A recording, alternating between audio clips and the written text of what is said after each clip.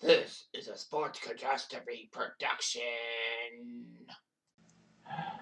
Hey there, Heather, ho there. It's Jeff Cutter Diamond. Welcome you to another Sports Catastrophe birthday boy. And the birthday for today, October the 28th, is a man who's still alive, even though he was born in 1930. He was once the big man behind the F1 group and managing Formula One. He was the big guy. He actually was a racing driver, but then became a manager and ran the Brabham F1 team for 15 years. He was a team owner, a member of the F1 Constructors Association, controlling the sport because of the TV rights and all that. He was chief executive until 2017, being replaced by Chase Carey, and actually also owned QPR for soccer for 4 years.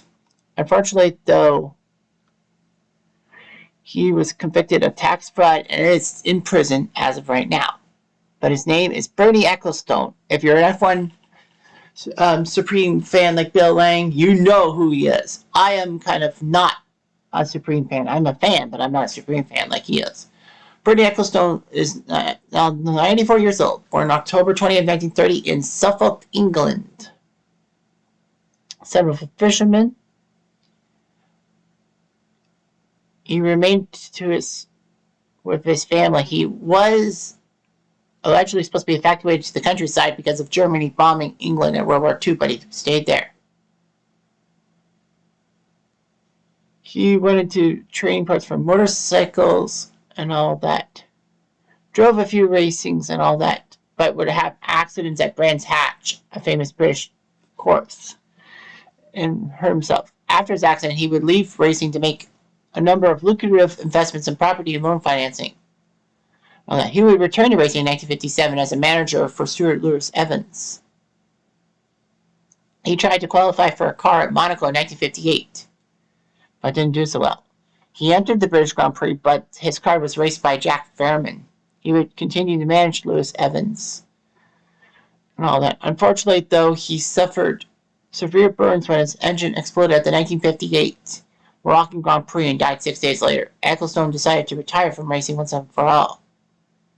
He became the manager of Jochen Rindt, who was a pretty good driver, and the 1970 world champion. Unfortunately, though, Rindt would crash and died at Monza in Italy. Still, the points system was enough that he got enough points to win the F1 championship, even though he was dead. Regardless of that, he was approached in 1971 by Ecclestone by the owner of the Brabham team to look for a suitable business partner. So, anyway, Ecclestone would mold Brabham to have his vision of F1 team and all that. He made Gordon Murray chief designer and would do the triangular cross-section BT-42 Ford-powered car, which helped Brabham get races in 74 and 75 with Carlos Reutemann and Carlos Pace driving. Ecclestone decided to sign a deal with Alfa Romeo for the 76 season to have their flat 12 engine. Unfortunately, though, the engines made the cars overweight, which meant they weren't nimble. Brabham was practically hurt hard and all that. And shockingly, in 1978, Ecclestone managed to sign Niki Lauda, the double world champion, to the thing and all that. The legendary Niki Lauda, who was singed in the 1976 German Grand Prix, but still survived. Regardless, Brabham had Nelson Piquet for a while. Piquet would actually discover a relationship with Ecclestone and the team, and almost won Brabham the 1980 World Championship, but they lost to Alan Jones of New Zealand. Or was it Australia? I think it was Australia. Alan Jones. Australian, sorry. No disrespect to Australia. I screwed up. However, Piquet would win 2 titles for Brabham in 81 and 83, so no harm, no foul. The team was competitive until 1985, and then Piquet decided to leave Brabham and was not happy with Ecclestone's contract for him, so he went to Williams, winning the championship in 1986 after Nigel Mansell punctured himself in Australia. Murray, who had designed cars that helped Brabham won 22 GP wins, decided to join McLaren. Brabham would falter, and BMW withdrew from Formula 1 after the 87 season. Ecclestone would sell Brabham to a Swiss businessman for $5 million American. So anyway, in parallel to his activities as team owner, he joined the F1 Constructors Association, FLCA, with Frank Williams, the legendary Frank Williams, Colin Chapman, Teddy Bear, Ken Tyrrell, and Max Mosley. Well, current F1 fans will know Max Mosley and curse his name out historically.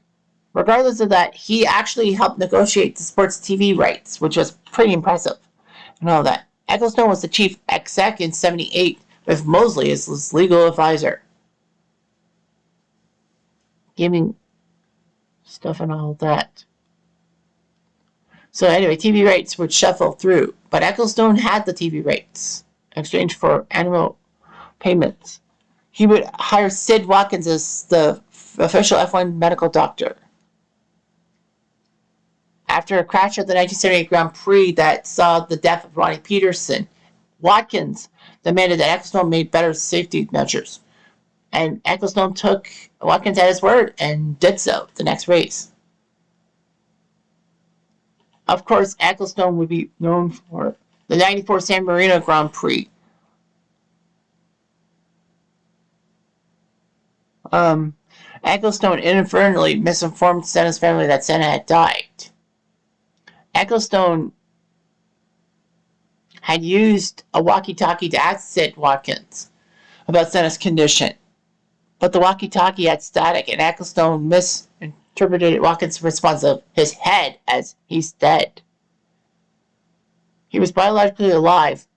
He had to be kept on life support due to Italian law, but he was basically ruined and all that. Ecclestone and the Senna family would really be not on speaking terms. Ecclestone did have a triple coronary bypass in 1999, but would promote F1 quite well. He was under fire in 2004 when he and Jackie Stewart were unable to come to terms regarding the British Grand Prix, saying that the race would be dropped from the 2005 season calendar. Fortunately, though, the continuation of the British Grand Prix happened by December 9th, 2004, for 5 years. The three banks comprising of Speed Investment, 75% shares, which in turn controls F1. The Byron Bank, JP Morgan Chase, and Lehman Brothers sued Ecclestone for more control over the sport, saying that Ecclestone would lose control and all that. There was a 2-day hearing and said that in his judgment, it is clear that Speed's contentions are correct and he should therefore make the declarations which it requests. So nothing much had happened and all that. Fortunately, though, things worked out. Unfortunately, Ecclestone was also part of that infamous 2005 U.S. Grand Prix, which saw 14 of the 20 cars pull out of the Grand Prix because of the safety of their Michelin tires, because the course was not happy and all that. And the 7 teams stated concern over the safety of their tires. No compromise was reached by race time, and basically it was a 6-car race, which Michael Schumacher won because they were racing on Bridgestone tires and not Michelin tires.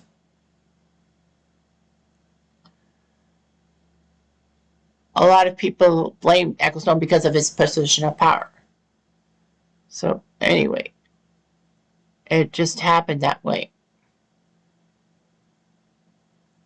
Anyway, in 2017, he was removed from chief executive of the F1 group, but was made chairman emeritus, meaning he would be chairman for life, if you will. So anyway, Ecclestone had some problems. He was part of the group that had QPR for a while. And a lot of people said that Ecclestone was involved in the Great Train Robbery in 1963, which was huge in British lore. But Ecclestone says that the rumor arose from his acquaintance with Roy James, one of the robbers. There was problem with labor, tax avoidance, which Allegedly, he avoided paying 1.2 billion British pounds, but it turned out to be 10 million. He was allowed to do it. He made some Hitler remarks and all that. Ecclestone got upset with the Jewish Congress who wanted his resignation from F1, saying a comment that basically that the Jewish Congress contributed to the financial crisis of 2007. He was accused of bribery and all that, and paid a 60 million British pound settlement. He had some problems with diversity and racism, of course, alongside Lewis Hamilton and all that. Ecclestone made some terrible moves and all that. He made some comments about Ukraine and tax fraud. He was sentenced to 17 months in prison, suspended for 2 years. So I think he's still in jail, is he not? Regardless of all that, there was a biography by Tom Bauer called No Angel, The Secret Life of Bernie Ecclestone. And it was actually written with Ecclestone's cooperation. And it was weird how Ecclestone had his cooperation. And there was an incident at the 1970 Argentine Grand Prix that Colin Chapman offered Mario Andretti $1,000 to push Ecclestone into a hotel swimming pool in Buenos Aires.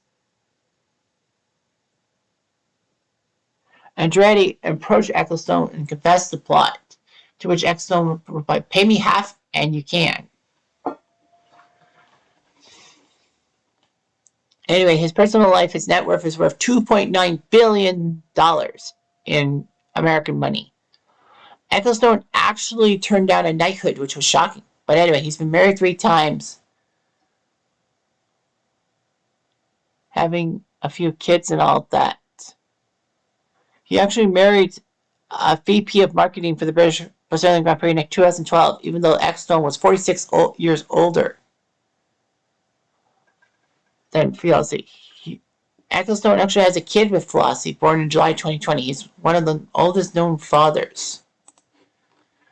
I really need to know about Ecclestone. At 89 years old. So allegedly, he's the 7th oldest male. List of claims. James Smith in January 1951. He may have been 15 years younger than his 101 years. Ramjit Regfeet at 96 years old in 2012. His first child was born in 2010. He was 94, and then he had another son at 96.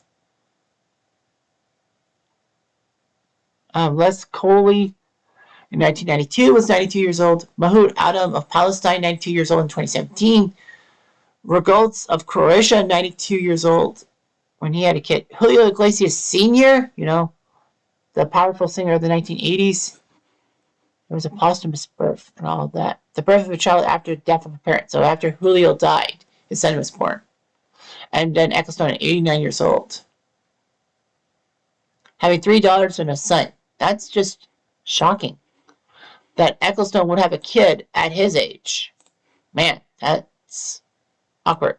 And an awkward way to end this. But he was awkward, man. Anyway, I'm Jeff. I'm going to do